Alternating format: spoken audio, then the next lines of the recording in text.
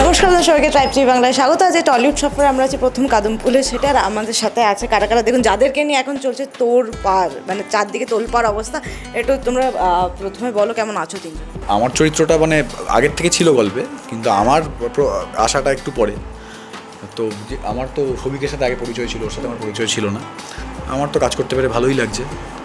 গল্পটা নতুন, মানে আমার কাছে নতুন। আমি প্রথম কদমফুল সাহিত্যটাও আমার পড়া হয়নি, আর আমার সিনেমাটাও দেখা হয়নি আনফর্চুনেটলি। দেখে নেবো আশা করছি, কিন্তু অভিজ্ঞতা নতুন, জার্নিটা নতুন, নতুন ধরনের একটা চরিত্র। আমরা আশা করি সবাই খুব ভালোবেসেই কাজটা করছি, মজা তো হচ্ছে। বল এই যে পাশে তুই মহারথী আছে, তাদেরকে নিয়ে না না মহারথী বল না, মহামানব। আমি কৌশিকদারকে এরকম করবো না, যথেষ্ট সিনিয়র রেসপেক্টিভ মহামানব বসে আছে একটা হলুদ বুম, দেখ ম্যাচ করছে ভালো তো ওর জন্য। হ্যাঁ ঠিক ধর এবার হ্যাঁ, কি প্রশ্নটা ছিল? চলে এসেছে মাঝে।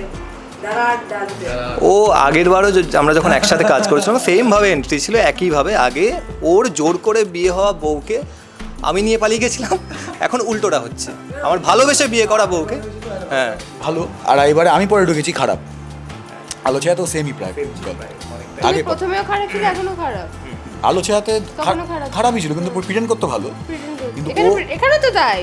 হ্যাঁ, কিন্তু ওখানে কি একটু পার্থক্য আছে। না না, আমি যে পয়েন্টটা বললাম একদম এটা, একই জোর করে বিয়ে করা বউকে আমি নিয়ে পালিয়েছিলাম। আমি বলছি যে এখানে যেমন আমি পরে ঢুকেছি, ওখানে তুই, মানে ওখানে তুই পরে ঢুকেছিস। হ্যাঁ, মানে গল্পটা এখানে মাঝে রাখি বুমটা, এই একবার এর মুখে বলবো তুমি এই সবে কোনো কমন ফ্যাক্টরি না না, কাকুলির প্রতি ওই ইন্টারেস্টেডই নয়। অন্য বউ নিয়ে গল্প চলছে। কাকুলিকে নিয়ে তো গল্প, কাকুলিকে নিয়ে তো গল্প। টানাটা নিচে প্রথম নামটা কার আসে বলো টাইটেল কার্ডে?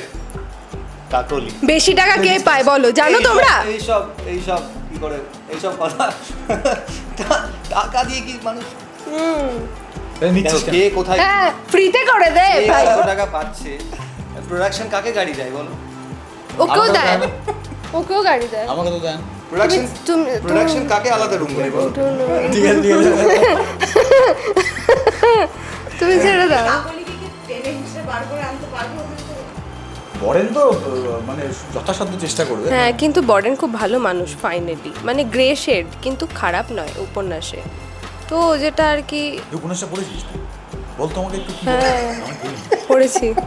হঠাৎ এতগুলো বিষয় ঘটছে না একসাথে, এরকম যে আমাদের উচিত না ইন্টারভিউ নিতে আসা, জানো না এক একটা সব। গল্পটা ভালো, এখনই বলবো তাহলে? ও প্রথম দিন আমাকে বলেছিল উপন্যাসটা পড়ার কথা, প্রথমেই।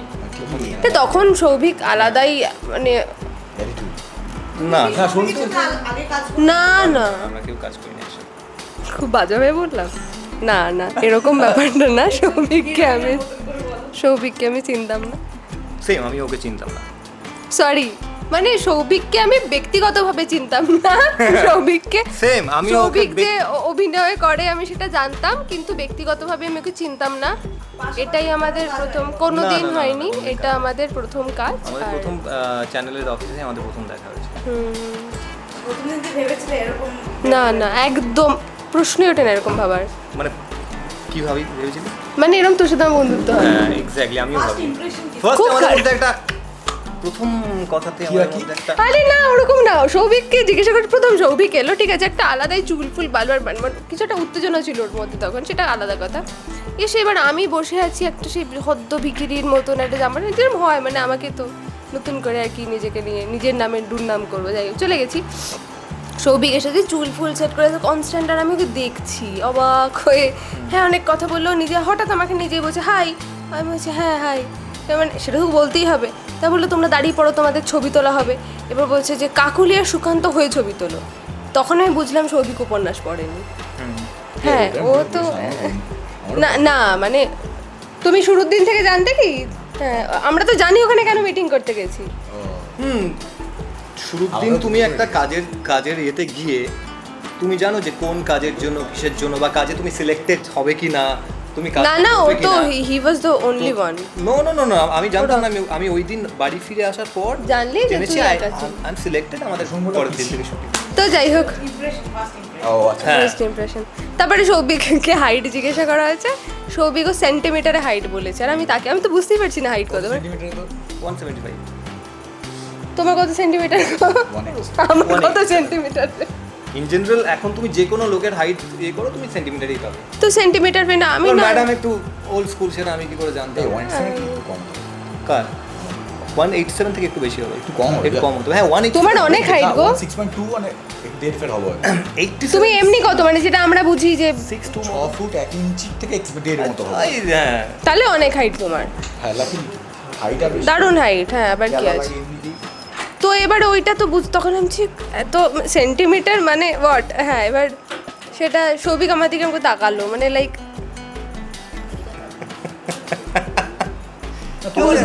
যথেষ্ট ভালো। তারপরে আমি বললাম ঠিক হ্যাঁ হ্যাঁ ও তো হ্যাঁ না আমি ওই সেন্টিমিটার ব্যাপারটাতে খুব ও, একটা আচ্ছা, অ্যাকাস্টম নই, আমি বুঝিনি তো আমি অত আপডেটেড নই। হ্যাঁ তো দ্যাটস ওয়াই সৌভিক আমার একটা আমাকে লুক দিয়েছে। তো আমাদের ওরকম একটা ইমপ্রেশন ছিল প্রথম দিন। তারপর দেখলাম আমি বললাম আমি আমার একটা ভিডিও গেল ভেতর থেকে যে হ্যাঁ হাউ না না এরকম যায়নি ফালতু। আমি কোনো মানুষকে ওইভাবে জাজ করি না। কিভাবে করিস আমি বললাম বল না আমি আবার টিম হয়ে যাবো। ঠিক আছে আমরা না, আমরা টিম আমরা আগে থেকে আমরা ছিলাম। team, টিম ইজ নট, এখানে সবাই টিম, আমরা হোল একটা ইউনিট একটা টিম। যখন বল Whole তুই unit. কিভাবে জাজ করিস? কিভাবে জাজ করিস? তোকে জাজ ওইভাবে জাজ করা কি আছে? একটা দিনে মানুষকে একটা দিনে কাউকে তোরই জাজ করা যায়? আমি দেখো দু ধরনের মানুষ। না ও পরে আমাকে বলেছে কথাটা, আমি কখনো এক্সপেক্টই করতে পারিনি তোর সাথে আমার এরকম বন্ধুত্ব হতে পারে। সেম ও কিন্তু একটু আগে এটাই বললো। আমি হ্যাঁ। আমি গাড়ি থেকে আমি এত ওই খুব ভালো। ওরা একসাথে যখন কাজ করে সেদিনকে আমাদের একটা শ্যুট ছিল গানের, ওরা দুজন গান গাইছে আর বরেন বদনের দূর থেকে দেখছে কে আমার চাই ওই একটা বিয়েতে। হ্যাঁ গানটা তখন দেখলাম না, আমি বাইরে থেকে দেখছিলাম। কাকুলি খুব ভালো গান করে সত্যি। তাহলে কাকুলি একটা গান গায়। কাকুর এই গলা ভাঙা হ্যাঁ হ্যাঁ হ্যাঁ আরে গলা ভাঙা তো কি হয়েছে গান। ডাইনোসরের মতো আওয়াজ আসে। ও হ্যাঁ না না না ওরে বাবা প্লিজ এটা বলো না। ঠিকই মারা আমি চাই না। আস্ক মি আমি আগে থেকেই সৌভিক খুব মানে পার্ট যখন করে এবং মানে খুশি মনে অভিনয় করতে ফ্লোরে যায় তখন সৌভিক জি জান লাগিয়ে পার্ট করে। হ্যাঁ তো এবার গানের একটা ওই ছিল রেকর্ড, মানে আমরা গান গাইছি লিপ দেবে ও রেকর্ডটা বাজে, সৌভিক গলা ছেড়ে আমি না 2 মিনিটের মধ্যে বলছি ভাই তুই অ্যাক্টিং কর, আমি নইলে হেসে ফেলবো, আমি আর পারছি না। সাংঘাতিক, তুই গাস না ঠিক আছে। আমি তো বলেই দিই যে আমার দেখো লিপ যখন দিতে হয় মন গলা ছেড়ে লিপ দিতে হয়। আমি জানি আমি গান গাইলে লোকজন চলে আসবে এখান থেকে।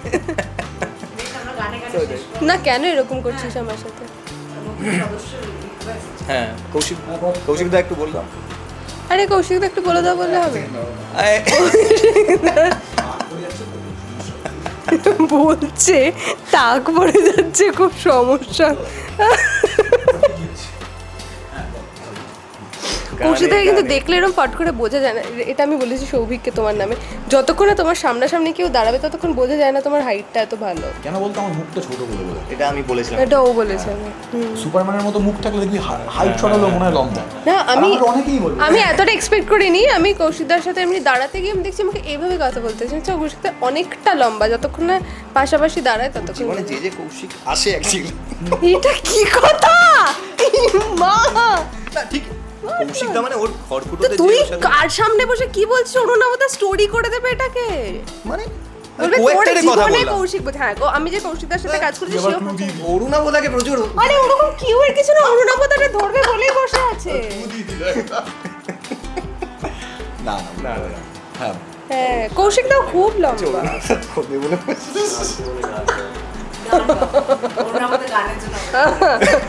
এই হেডে গলায় গান গাইবো, গাও কি জ্বালা বলো তো। হ্যাঁ এই শাড়ি নিয়ে গলা নিয়ে এই co-actor নিয়ে সুপুরুষ ও না তুই তো মানে মার খাবি আমার বরেনকে নিয়ে গিয়ে পচা পুকুরে ডুবিয়ে। না এই কি একটা আমাদেরকে জিজ্ঞাসা করছিল সৌভিক আর আমার বন্ডিং কেমন, তাই না? আমরা জানতে চাই না, তুমি গান গাও। গানটা গাও, হচ্ছে না কেন? করছে না গানটা গা তুই কি সহ্য করছিস? গানটা গা। না তুই যতক্ষণ না রিয়াকশন দিবি আমি গান গাইবো। আচ্ছা কি গাই এরকম হঠাৎ করে বললে বুঝতে পারি না কি গান গাইবো। আরে কৌশিকদা রিকোয়েস্ট করছে, কৌশিকদা কি গান বলতো? এই রে হ্যাঁ দেখেছো? বাংলা গান বাংলা হ্যাঁ বাংলা। আধুনিক মানে সেই সময় না না মানে ইটস ওকে, মোটামুটি সাংঘাতিক এখনকার বললে পারবো না। না না তুই গানা একটা যে কোনো একটা কর না আরে যখন নীরবে দূরে করবা যেটাতে লিপ দিয়েছি সেটা গান। হ্যাঁ, হ্যাঁ, ওটা কোন কি গান? শালোকটা গান? তা একদম তো সেদিনকে ওখানে গিয়েও গাইয়েছি। কোন সালে কর এই তো সাংঘাতিক গানগুলো এখন গাইতে বলে। এবার ফুটেজ খাচ্ছে। সত্যি ফুটেজ খাচ্ছি না গো, ও জানে। কেন মেঘ আসে হৃদয় আকাশে, তোমারে দেখিতে দেয় না, মোহ মেঘে তোমারে অন্ধ করে রাখে, তোমারে দেখিতে দেয় না, মাঝে মাঝে তব দেখা পাই, চিরদিন কেন পাই না। গলার অবস্থা ভালো না। প্রথম কদম ফুল দেখতে থাকুন, খুব ভালো লাগবে। খুলে গেছে। সোম থেকে শনি ঠিক সন্ধ্যে 7:30টায় শুধুমাত্র আকাশ আটে। বললে দর্শক মারবে টিভি থেকে বেরিয়ে এসে। প্রথম কদম ফুল আপনারা দেখুন, আপনাদের আশা করি খুব ভালো লাগবে। বিখ্যাত একটা কাজ, আমরা চেষ্টা করছি আমাদের সাধ্যমতো আপনাদের কাছে গল্পটাকে পৌঁছে দেবার। এই 7:30টার সময় আকাশ আটে নিশ্চয়ই দেখবেন। শুভ নববর্ষের আগাম শুভেচ্ছা সবাইকে। শুভ নববর্ষ, নতুন বছর খুব ভালো কাটুক সবার। Thank you so much. বিনোদনের এরকম সমস্ত আপডেটের জন্য চোখ রাখুন ট্রাইব টিভি বাংলার পর্দায়।